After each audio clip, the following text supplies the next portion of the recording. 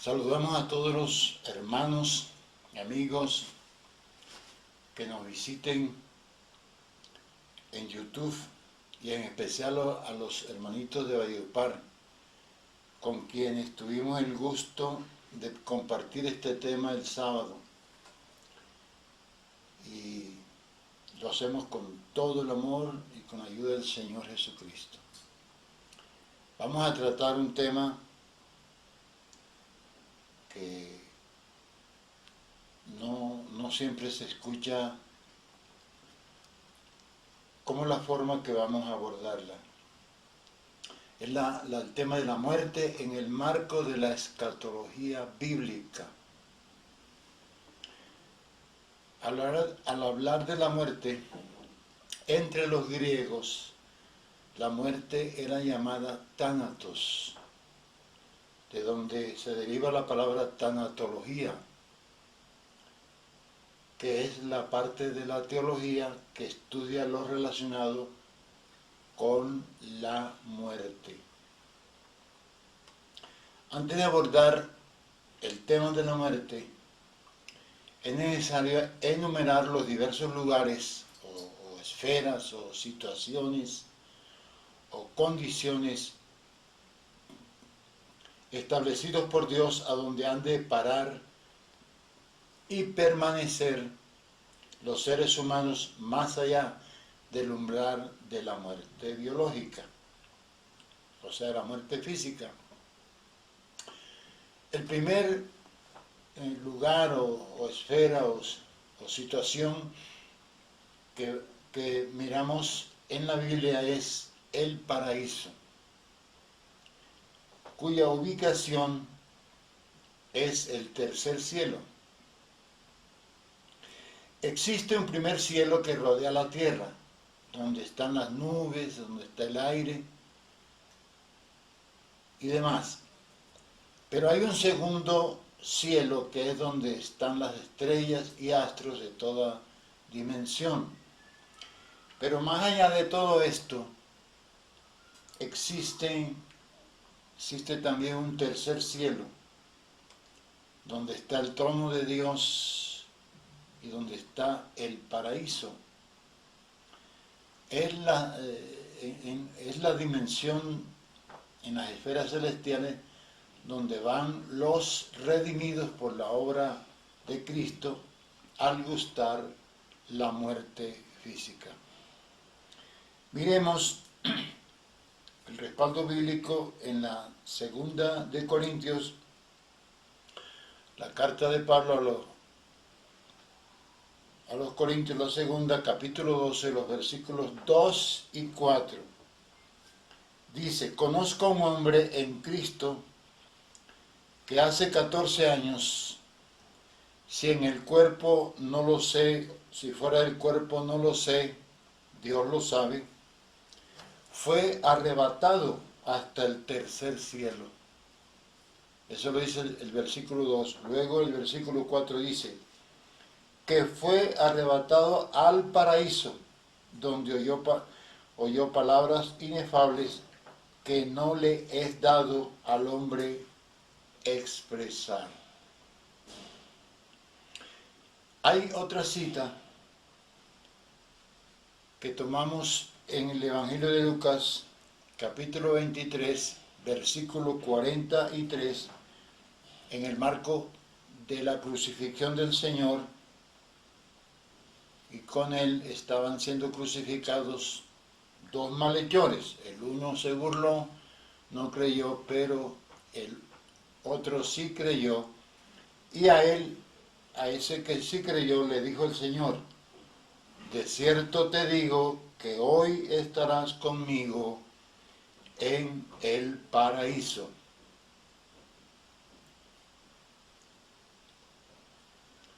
Entonces, hermanos, ese es el lugar donde van los redimidos en el momento de morir. El segundo lugar o esfera donde van las personas después que mueren es el Hades. Si el tercer cielo el paraíso está en el tercer cielo, el Hades está en las profundidades de la tierra. Leamos en Lucas 10:15.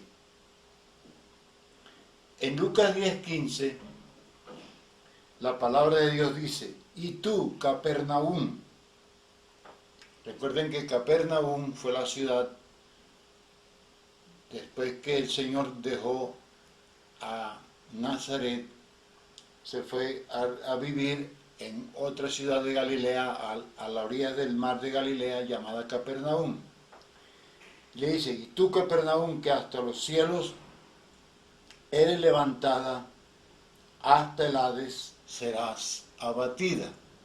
Pues sencillamente porque el Señor estuvo allí viviendo y nadie se dio por enterado.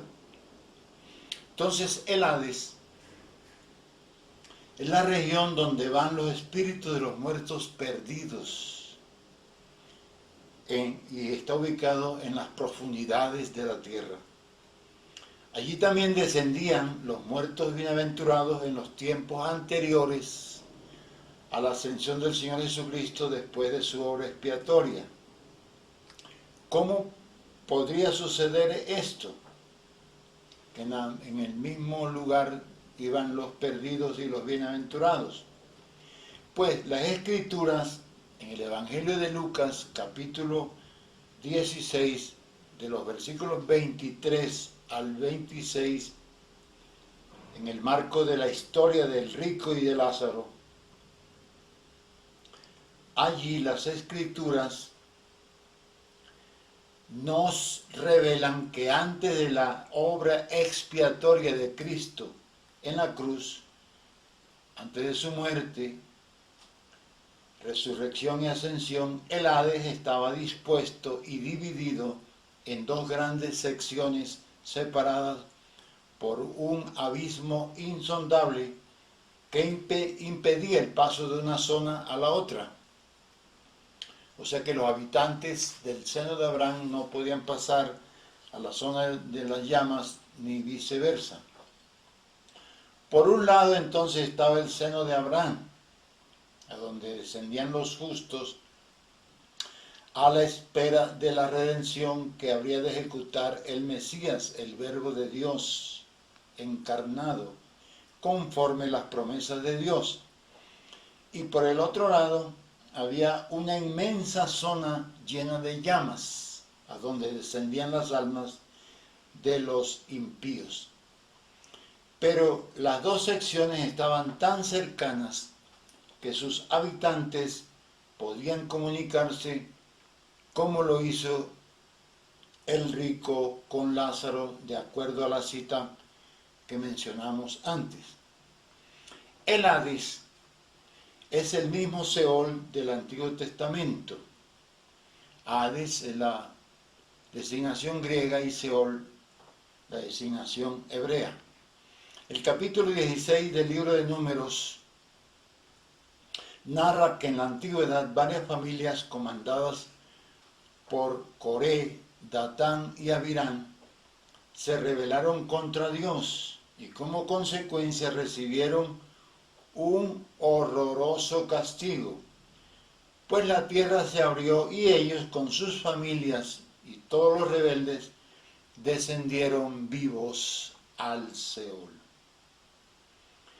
Algunos afirman que la palabra Hades significa para no ser visto o invisible, pues los impíos que caen en ese lugar jamás pueden ser vistos ni pueden salir de ese lugar de tormento, como le ocurrió al rico, donde le pedía a Abraham que más bien mandara a Lázaro a avisarle a sus hermanos para que no vivieran conforme él lo había hecho. Ni pueden venir tampoco esos que están en el Hades, sus almas, no pueden venir a satisfacer las órdenes de los médiums y espiritistas, a fin de que hablen con sus parientes acá en la tierra. En esas sesiones, a lo menos podrían actuar pues los demonios, en caso de que aparezca algún ente espiritual en tal sesión. Perdón. Otros opinan que la palabra Hades significa receptor de todo. O sea, ¿por qué receptor de todo? Pues porque el Hades es un lugar que nunca se sacia de recibir almas de los impíos, las cuales van cayendo allí en todo momento, como las aguas, por ejemplo, en las cataratas del Niágara, en una espantosa e interminable sucesión, y no hay rezo que valga para sacarlos de allí jamás. Entonces, en la actualidad, en este momento, el Hades es el nauseabundo receptáculo temporal de las víctimas de la muerte espiritual. Y descienden allí cuando les sorprende la muerte física. Pero al final, ese lugar será desocupado. Los bienaventurados, los que habitaban el seno de Abraham, fueron llevados por el Señor al paraíso, conforme es interpretado en el capítulo 4 de la carta de Pablo a los Efesios, de los versículos 8 al 10.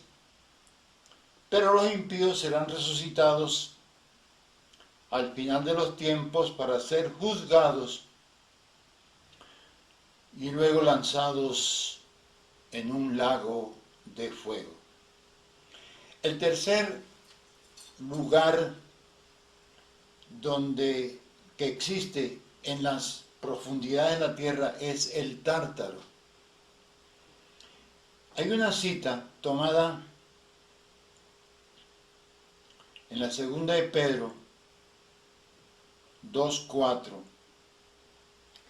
que podemos leer, donde dice: porque si Dios no perdonó a los ángeles que pecaron, esos ángeles pecaron antes del diluvio, sino que arrojándolos al Tártaro, en las versiones castellanas como Reina Valera dice infierno, pero en el original griego dice Tártaro. Entonces los entregó a prisiones de oscuridad para ser reservados al juicio. Entonces, algunas Biblias, eso es importante que lo sepan los creyentes, en vez de Tártaro han traducido infierno. Por Tártaro se definen las espantosas prisiones de oscuridad ubicadas en las profundidades de la tierra, que Dios preparó y destinó para encarcelar a los ángeles que no guardando su dignidad celestial, digamos, descendieron a la tierra a unirse carnalmente con las hijas de los hombres, conforme lo narra el capítulo 6 de Génesis en detalle. También la carta de Judas lo menciona en su versículo 6. Entonces, fue la época cuando, como producto de esa unión carnal entre ángeles y las mujeres, les nacieron aquellos voraces gigantes antediluvianos. La cuarta esfera, por no decirles lugar, que aparece en la Biblia, son las tinieblas de afuera. Es importante conocer lo que vamos a explicar, las tinieblas de afuera. En Mateo 8:12 dice: mas los hijos del reino serán echados a las tinieblas de afuera, y allí será el lloro y el crujir de dientes. Note que En las tinieblas de afuera no hay lugar para los impíos. Los impíos van al Hades en este momento, sino para los hijos del reino que no hicieron la voluntad de Dios. Dice, más los hijos del reino serán echados en las tinieblas de afuera. Es importante que conozcamos eso. En Mateo 22, 13, también se refiere a esto. Allí está en el marco de la parábola de las bodas del hijo del rey. En el versículo 13 de Mateo 22 dice que entonces el rey dijo a los que servían, dice, atarle de pies y manos y echarle en las tinieblas de afuera. Allí será el lloro y el crujir de dientes. En esta parábola alguien se había colado en esas bodas sin haberse vestido de bodas. Muchos creyentes no podrán participar de las bodas del Cordero por no haberse preparado a tiempo. Es importante, como dice en Apocalipsis 19, los versículos 7 y 8, que a la iglesia le es dada que se vista de lino fino, que son las obras justas de los santos, etc. Tenemos que buscar prepararnos con ese vestido de lino fino, blanco y resplandeciente, no a la manera de los adventistas, sino vivir la vida de Cristo, que Él la vive en nosotros. También en Mateo 25, 30, en el marco de la parábola de los talentos, hubo un siervo que no puso a producir los talentos, el talento que le dieron, sino que lo enterró. Y allí le preguntaron qué iban a hacer con ese siervo. Y dice el Señor, y al siervo inútil echarle en las tinieblas de afuera. Allí será el lloro y el crujir de dientes. Aquí se ve que si no estamos trabajando ahora para el reino y enterramos los talentos del Señor, somos considerados inútiles. Al siervo inútil. Entonces debemos sacar provecho de las oportunidades que nos da el Señor en este tiempo. El Señor nos da muchas oportunidades, pero ¿para provecho de quién? De nosotros mismos, no, para que se beneficie el Señor. Nosotros somos meros siervos. De lo contrario, quedaremos por fuera de la fiesta de las bodas del Cordero y aún del reino por determinado tiempo si nos pilla la muerte o la venida del Señor en esas circunstancias. El quinto lugar o situación que revela la Biblia para los que dejan este mundo es el lago de fuego o Gehenna. Al llegar a este punto, aclaramos de nuevo que la palabra infierno no aparece en los originales hebreo y griego de la Biblia. La palabra infierno es usada por algunas traducciones en castellano. La palabra infierno es una transliteración del latín infernum. En latín, la palabra infernum significa lugar inferior, como aparece en la versión latina de la Biblia llamada la Vulgata Latina. Esa traducción fue realizada en el año 405 después de Cristo por Jerónimo, allá en Jerusalén. Jerónimo tradujo las Sagradas Escrituras de los originales hebreo y griego al latín popular, por eso se llama Vulgata Latina. Este traductor usa la palabra infernum para referirse a muchos de los lugares del inframundo. De ahí que se creó en castellano la palabra infierno. Esos son los 5 lugares que revela la palabra. La palabra no revela por ninguna parte que exista un lugar llamado purgatorio.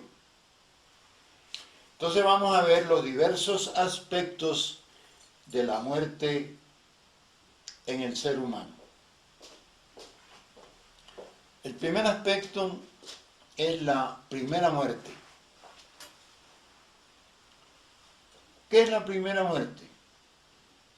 Es la muerte espiritual. Es la muerte causada por el pecado. Dice la palabra que la paga del pecado es muerte. Y esa muerte significa separación de Dios. La persona que peca se separa de Dios.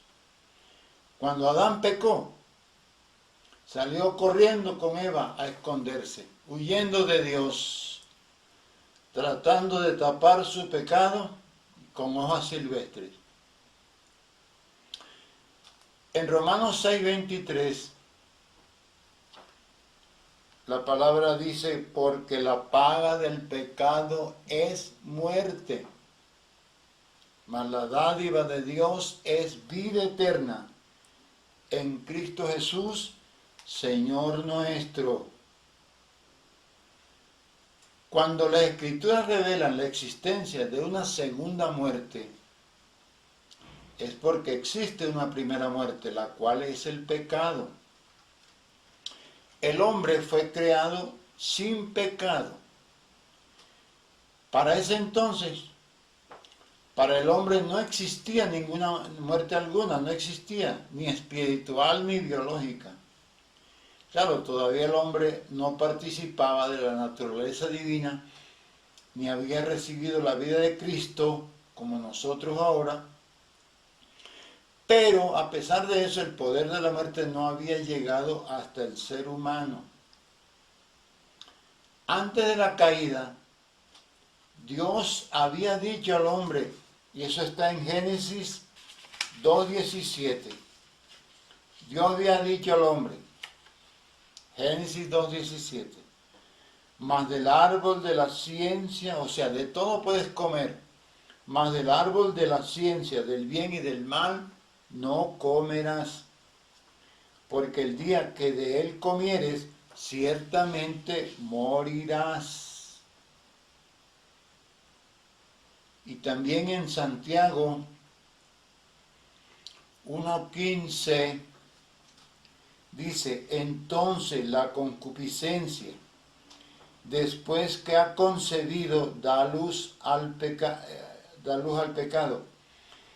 Y el pecado, siendo consumado, da luz a la muerte.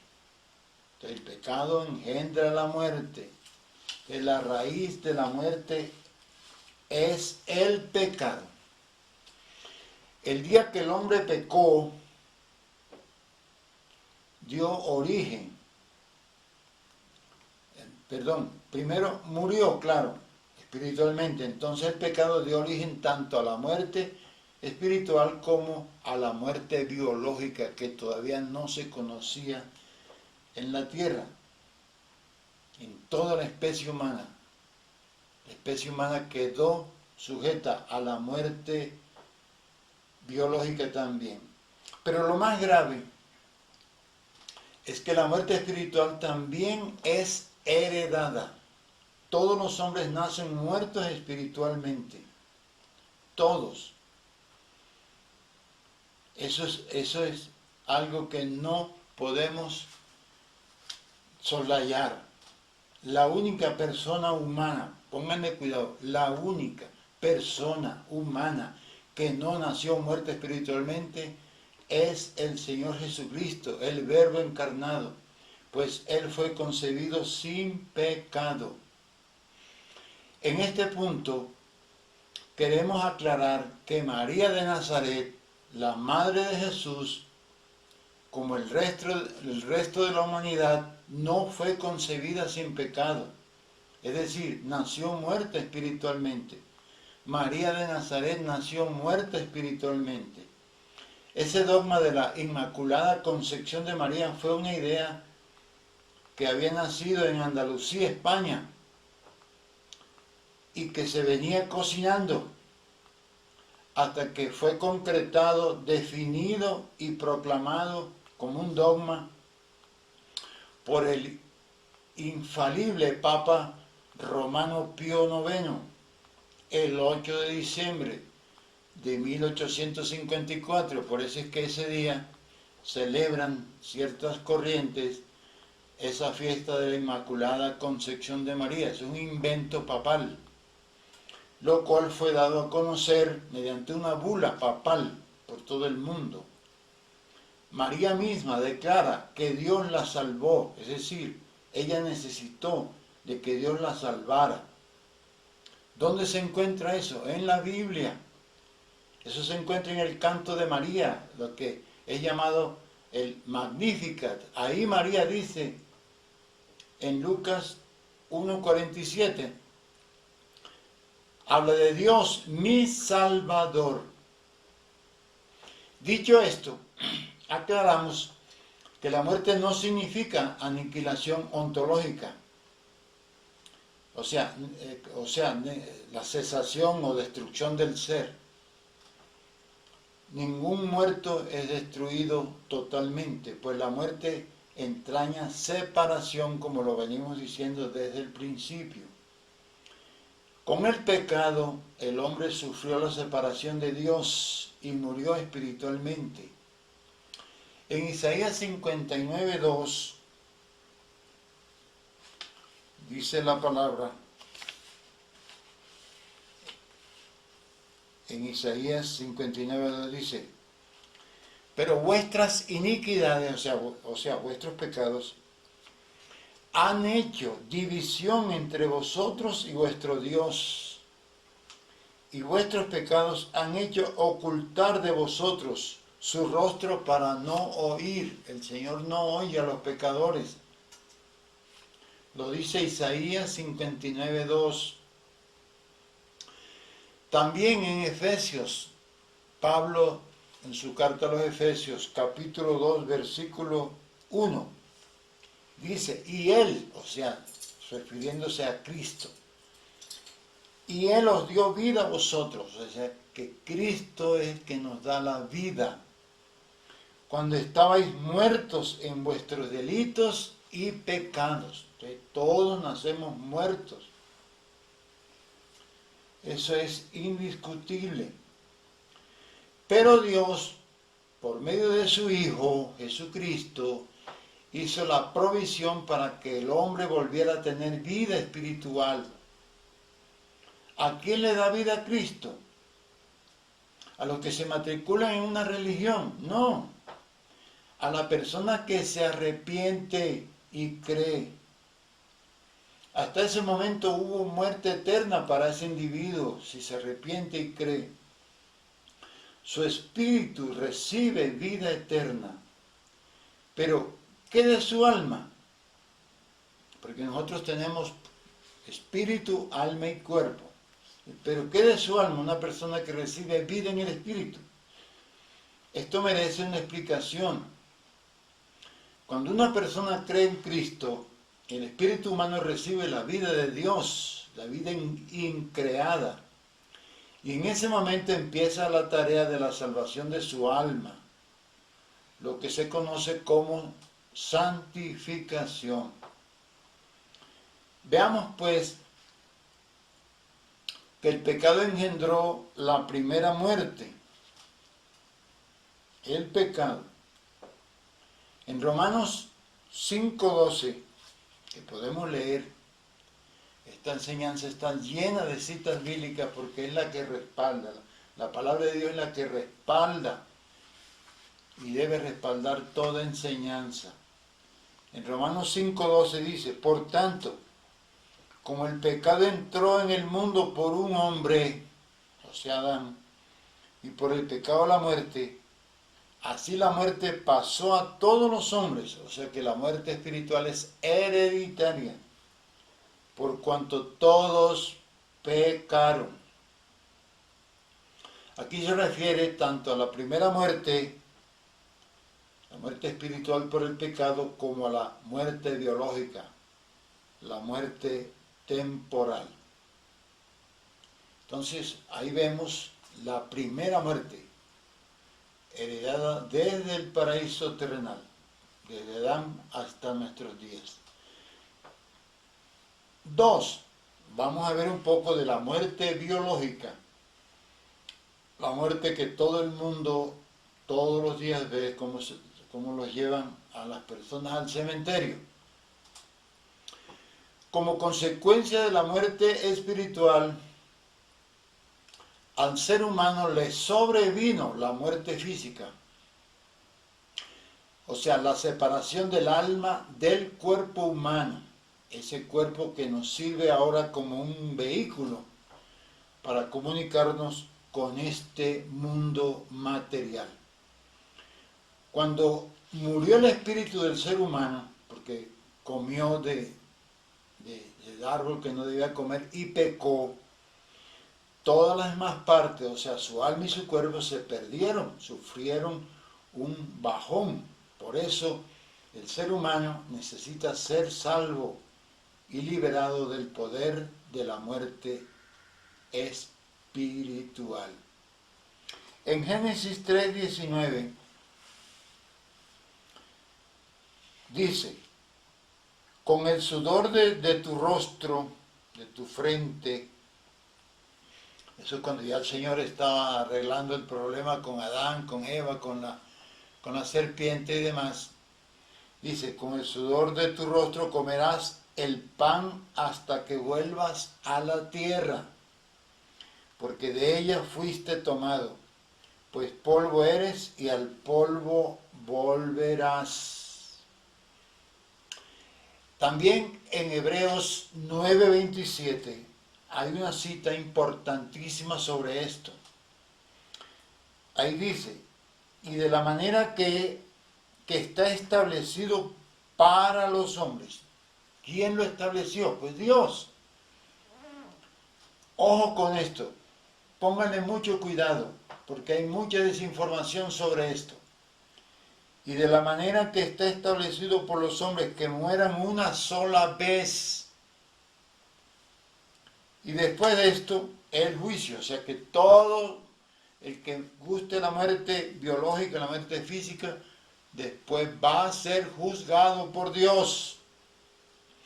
No es que ya todo el mundo se le mueren sus parientes y se van para el cielo. Tengo mi abuelita que está en el cielo y ella es la que me cuida. Eso es una mentira que nosotros estamos aquí aclarando por la palabra. Entonces aquí vemos cómo en otros textos bíblicos también, que Dios nos revela que cada persona humana solo nace una sola vez en este mundo físico, y solo solo muere una sola vez. Biológicamente solamente muere una sola vez, de manera que es una soberana mentira eso de la reencarnación que también llaman metempsicosis o también llaman transmigración.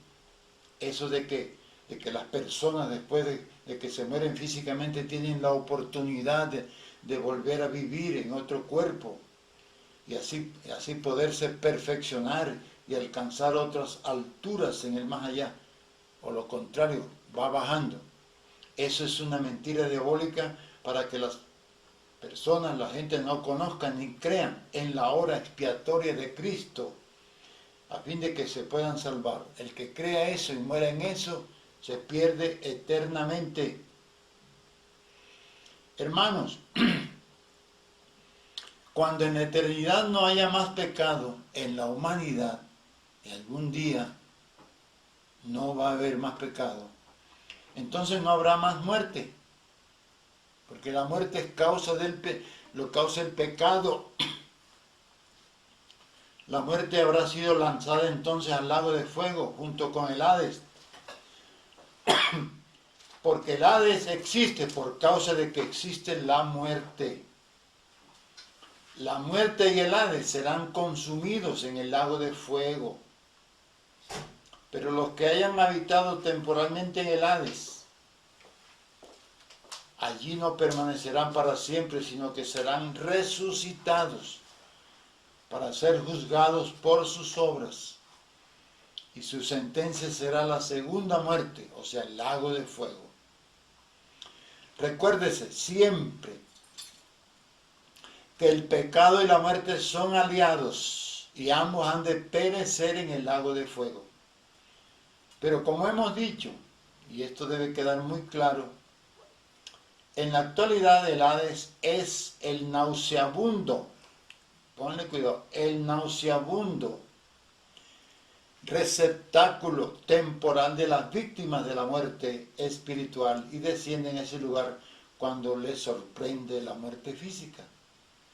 Por la palabra de Dios conocemos que quien desciende al Hades al momento de morir biológicamente, de seguro que su destino es finalmente sufrir la segunda muerte al ser lanzados al lago de fuego. Entonces ahora sí vamos a hablar de esa muerte segunda. ¿Cómo es eso? Vamos a hablar de la muerte segunda. Las personas que mueran, que nacen muertas espiritualmente, pero tienen la oportunidad de recibir vida de Dios por medio de la obra de Cristo. Eso está bien claro. Hay la oportunidad. Entonces, ¿cómo se sabe?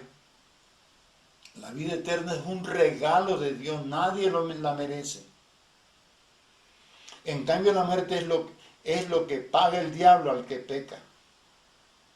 La muerte es el salario del pecado. Pero hay una muerte definitiva, que es la muerte segunda, la que se refiere al lago de fuego, también llamado la Gehenna. La Gehenna, también le dicen Heinom, esa es una contracción de las palabras hebreas, el valle de Hinnom. La Gehenna es el mismo valle de Hinnom en Jerusalén. ¿Por qué? Porque allí era el basurero de Jerusalén, como diciendo la doña Juana de Bogotá, donde siempre había fuego quemando basura. Entonces el Señor tomaba ese lugar, el Señor Jesús, para ilustrar el lago de fuego, donde el fuego nunca se apagará. Lo ilustraba para que la gente entendiera mejor lo que él estaba diciendo. ¿Qué pasará entonces con los muertos al final de los tiempos? Pues les sobrevendrá la separación definitiva de Dios.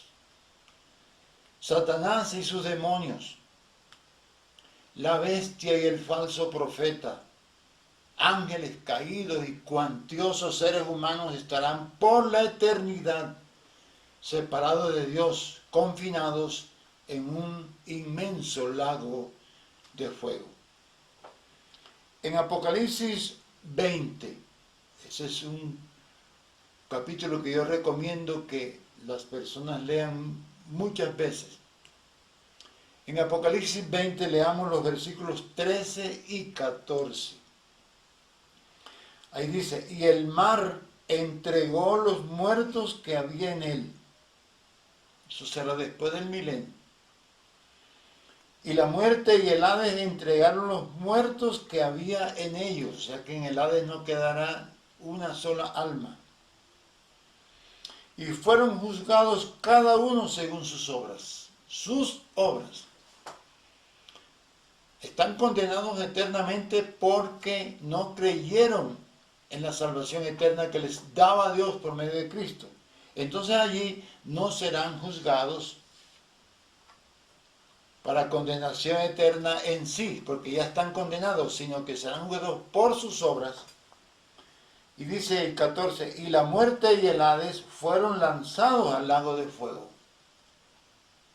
Esta es la muerte segunda. ¿Por qué? Porque ya el Hades ya para ese tiempo habrá cumplido su misión. Vamos entendiendo estas cosas.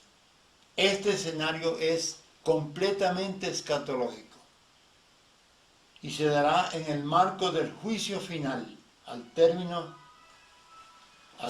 del milenio. Entonces allí, cuando termine el reinado de Cristo en esta tierra, cuando los muertos en pecado resuciten y sean juzgados ante el gran trono blanco, allí serán reunidos esas personas, millones, y allí el juez será el Señor Jesús. En ese mismo capítulo 20 leamos el versículo 15. Dice, y el que no se halló inscrito en el libro de la vida fue lanzado al lago de fuego. El que no se halló inscrito en el libro de la vida fue lanzado en el lago de fuego. Entonces, en este juicio, vamos a explicar un poquito, serán abiertos por lo menos 3 libros, que son el libro de la vida y otros 2 libros que serían el libro de la memoria y el libro de las obras, para decirle a cada quien, recordarle lo que había hecho en su existencia. Entonces, esas obras estarán allí escritas en estricto detalle. Ahora, ¿por qué será abierto el libro de la vida? ¿Qué tiene que ver con esas personas que han sido resucitadas y extraídas del Hades? Pues se sabe que ningún hijo de Dios es lanzado en el Hades, porque al Hades van los impíos. Cuando un hijo de Dios muere, inmediatamente va al paraíso. Dice la Biblia que Él nos traerá, cuando Él venga, nos traerá del paraíso para la resurrección. Si muere sin la debida santificación, para eso está establecido que la iglesia comparecerá ante el tribunal de Cristo. Para eso es ese tribunal, para arreglar las cosas indebidas en la iglesia, no la salvación, sino las obras de los creyentes. Y nadie va a ser juzgado 2 veces, eso lo sabe cualquiera. Entonces ese libro será abierto, el libro de la vida, para establecer que los nombres de los sacados del Hades no figuran en ese libro. Hay personas que dicen, no, que yo tuve una visión o morí clínicamente y estuve allá en las llamas del Hades y vi a pastores. Bueno, sencillamente fueron pastores que nunca creyeron. Sencillamente una persona puede ser pastor y nunca haber creído en Jesucristo. Entonces la ausencia de los nombres de los muertos en pecado en el libro de la vida, pues es motivo suficiente para la sentencia que les es dictada. Han de ser lanzados en un lago de fuego. Esta es la muerte segunda. No hay apelación ninguna. Serán atormentados allí día y noche por los siglos de los siglos, como dice en Apocalipsis 20:10. Hermanos, lo repetimos, la muerte, toda muerte en el género humano significa separación. Esto quiere decir que la muerte segunda comprende la separación definitiva y eterna de los perdidos por parte de Dios. El que reciba esta sentencia ya no tendrá esperanza alguna de algún vestigio de salvación. Los que se han lanzado en este lago de fuego y azufre, seguramente les sucederá como a Satanás y a sus demonios, como a la bestia, el falso profeta, que serán atormentados allí día y noche por los siglos, como dicen en Apocalipsis 20:10. Es importante leer todo ese capítulo. ¿Qué es pues el lago de fuego? La Biblia revela que el lago de fuego es un lugar de tormento eterno que aún no ha sido inaugurado. Es el destino final y eterno de Lucero, el querubín rebelde, y de todos los demonios, aquellos ángeles que se dejaron arrastrar por él desde el cielo de Dios. Ellos estaban en el cielo de Dios y de allí se rebelaron contra Dios, así como la totalidad de los impíos que han pasado por la historia entera de la humanidad. Dios da la oportunidad de salvación, pero le cierran el corazón a Dios. En realidad, en el lago de fuego no cesará la existencia ontológica de los seres allí lanzados. Ontológica significa del ser. Ningún ser será allí aniquilado, como pretenden los testigos de Jehová, los llamados testigos de Jehová, sino que el hecho de ser lanzado en ese lugar de tormento significa la separación eterna de Dios. Allí nadie va a desaparecer, ni nadie va a pasar por un proceso de aniquilación paulatina, porque ni el gusano de ellos morirá, dice la palabra, no yo. Sino que en la ajena las personas siempre estarán en una permanente agonía de muerte, sin que jamás acaben muriéndose. Es decir, no podrán dejar de existir jamás.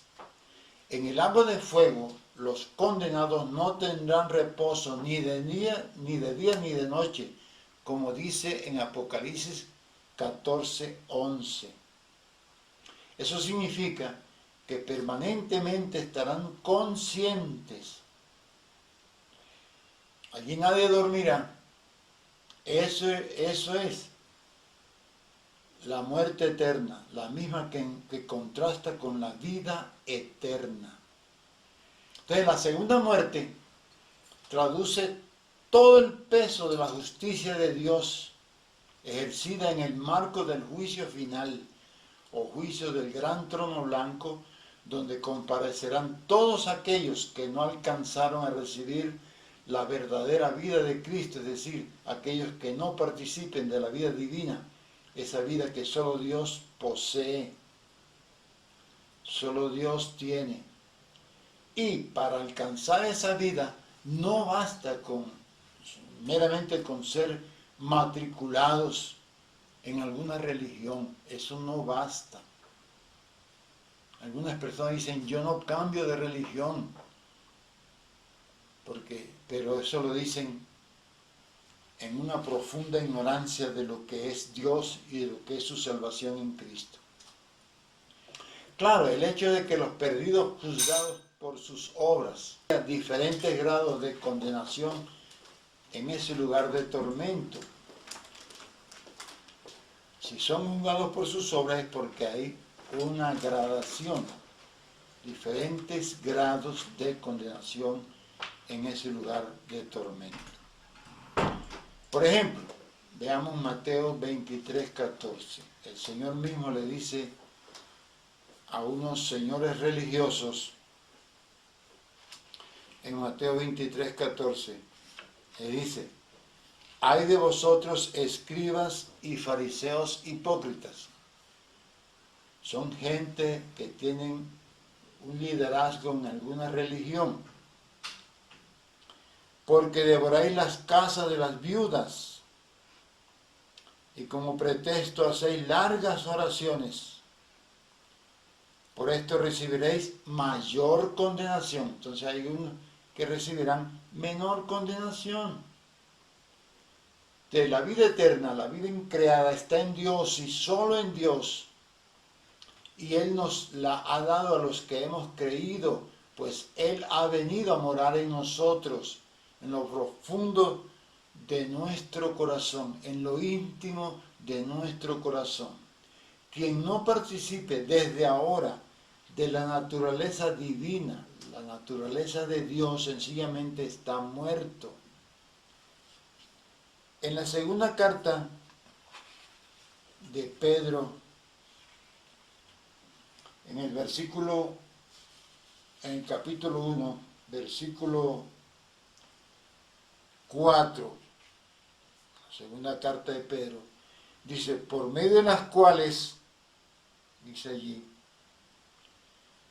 nos ha dado preciosas y grandísimas promesas,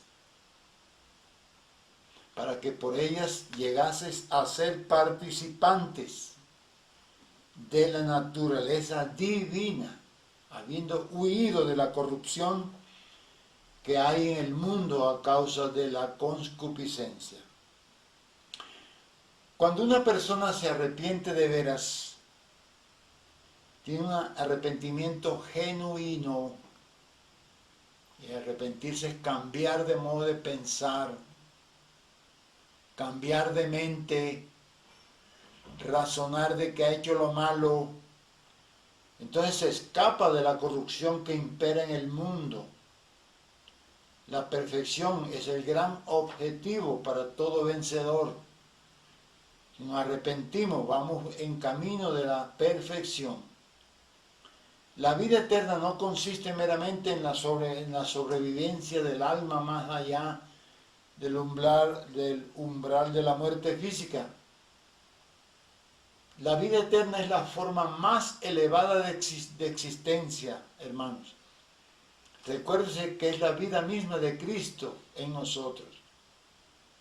Pero la realidad es que los seres humanos no se quedan en el sepulcro. Sus almas ascienden a lugares celestiales, al paraíso, si tienen dentro de sí la vida de Dios. O descienden a las profundidades de la tierra, al Hades, debido a que espiritualmente están muertos y al final les serán trazadas horribles fronteras en el marco de la muerte segunda. Entonces, nos va quedando más claro entender que la primera muerte fue la muerte del espíritu y la segunda muerte se relaciona con la muerte definitiva del alma. En la primera de Corintios, capítulo 5, versículo 26, dice, y el postrer, o sea, el último enemigo que será destruido es la muerte. Pero antes de terminar, hablemos un poquito, es importante, de sufrir daño de la segunda muerte que habla ya en Apocalipsis, en la segunda carta de las 7 cartas, la segunda, que es la carta a Esmirna, a la iglesia de Esmirna. Para entender este aspecto sumamente importante de la existencia después de la muerte, tengamos en cuenta que todos los creyentes que gustemos esa muerte, inmediatamente vamos al paraíso en el tercer cielo. Pero el Señor Jesús declaró, las puertas del Hades no prevalecerán contra la iglesia. Eso lo dice bien claro el Señor Jesús allá en Mateo 16, 18, cuando la conversación que tuvo con Pedro. Es decir, las puertas de ese lugar de tormento jamás se abrirán para recibir a ningún siervo de Dios. Y todos los hijos de Dios que hayan gustado la muerte física vendrán con el Señor en su segunda venida. Vendrán del paraíso para ser resucitados, conforme lo dice bien claro Pablo en la primera Tesalonicenses 4:14. Ahí no dice que ningún hijo de Dios vendrá del Hades. Y entonces ser sometido a un juicio de sus obras ante el tribunal de Cristo para determinar quiénes podrán participar de la boda del Cordero y su inmediata entrada al reino milenial. En el marco de la carta apocalíptica a Esmirna, en esa época de gran persecución, época de muchos mártires en la iglesia, el Señor les dice, está en Apocalipsis 2:11, la segunda parte, dice, el que venciere no sufrirá daño de la segunda muerte. Daño. Recuerden que ser lanzado en el lago de fuego es la segunda muerte, pero aquí dice que no sufrirá daño, significa que hay algo que se llama daño de la segunda muerte. Hay creyentes, no obstante, de que son hijos de Dios, a pesar de ser salvos por gracia, y lo son eternamente, incluso siendo morada del Espíritu Santo, pues se han acostumbrado a llevar una vida inclinada a la moral del mundo, de manera que su crecimiento espiritual es demasiado pobre. Además, conocen muy poco de Jesucristo, y entonces, más que una vida piadosa, se acostumbran a las meras prácticas religiosas. No hacen la voluntad de Dios como debieran y no quieren renunciar a las exigencias de su yo, de su alma. Entonces, hay salvos cuyas obras son muy parecidas a las de los perdidos del mundo. A ver, si los creyentes los sorprende la muerte en ese estado de pobreza espiritual y desobediencia a la voluntad del Padre, esas personas por el momento se van al paraíso, porque son hijos de Dios. Pero cuando ven al Señor delante de su tribunal, les puede suceder parecido a lo que les aconteció a las 5 vírgenes insensatas. ¿Qué les aconteció a las 5 vírgenes insensatas? Pues su pobreza espiritual les impedirá entrar en la boda del Cordero y les impedirá entrar al reino del Señor en el milenio, y como consecuencia serán confinados en las tinieblas de afuera durante determinado tiempo, que puede ser demasiado largo, donde sufrirán una fuerte y dolorosa disciplina salvadora. Miren que ahí no habla de castigo, sino una disciplina. El que no quiera sufrir aquí, llevar su cruz aquí, pues allá la llevará peor. Ser echado en las tinieblas de afuera no significa que ese creyente será lanzado en el lago de fuego, pues allí solo serán lanzados aquellos cuyos nombres no estén escritos en el libro de la vida, como lo hemos leído perfectamente. O sea, los perdidos eternamente. En Apocalipsis 20:15, en Apocalipsis 20:15 dice, y el que no se halló inscrito en el libro de la vida fue lanzado al lago de fuego. Y si las puertas del Hades no tienen potestad sobre los santos, mucho menos la tendrán las puertas del lago de fuego. Hermanos, la segunda muerte carece de potestad sobre los salvados. En Apocalipsis 20:6 dice, bienaventurado y santo el que tiene parte en la primera resurrección, o sea, la resurrección de la iglesia. La segunda muerte no tiene potestad sobre estos, eso está muy claro. Ahora bien, no es lo mismo ser echado en el lago de fuego, que es la muerte segunda, que sufrir daños de la segunda muerte. No obstante, ser echado en las tinieblas de afuera es tan doloroso como sufrir daños de la segunda muerte, por cuanto es un proceso de salvación del alma del creyente no vencedor. Por eso en Mateo 5:22,